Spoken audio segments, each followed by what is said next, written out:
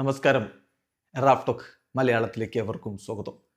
അർദ്ധരാത്രിയിൽ Kerala Blasters announce ചെയ്ത signing Amay Ranawade 2030 വരെയാണ് അദ്ദേഹം ബ്ലാസ്റ്റേഴ്സിൽ ഉണ്ടാവുക. അങ്ങനെയാണ് അദ്ദേഹത്തിന് കരാറ് കൊടുത്തിരിക്കുന്നത്. ഇപ്പോൾ അമയ് റണവാഡയുടെ ഒരു ആദ്യ പ്രതികരണം പുറത്തു വന്നിട്ടുണ്ട്. ബ്ലാസ്റ്റേഴ്സ് ഒഫീഷ്യലായിട്ട് തന്നെ അത് നൽകുന്നുമുണ്ട്.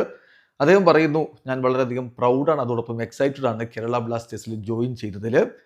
എല്ലായ്പ്പോഴും ഈ ക്ലബിന് ചുറ്റുമുള്ള പാഷൻ അതിനെ ഞാൻ അഡ്മയർ ചെയ്തിരുന്നു.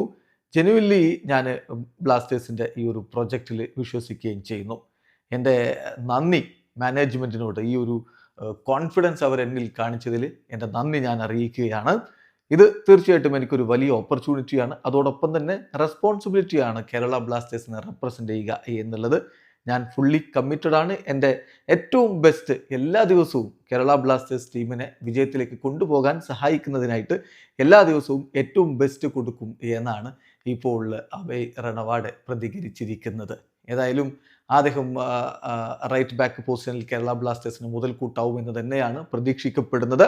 കേരള ബ്ലാസ്റ്റേഴ്സിൻ്റെ ഈ സമ്മറിലെ ആദ്യത്തെ സൈനിങ് ആണിത്.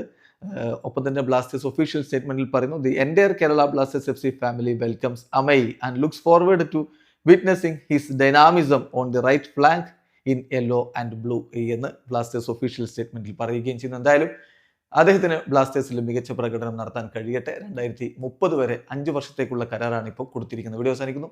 ഫുട്ബോൾ ലോകത്തെ കൂടുതൽ വിശേഷങ്ങളുമായി റാഫ്ടോക്സ് വീണ്ടും എത്താം.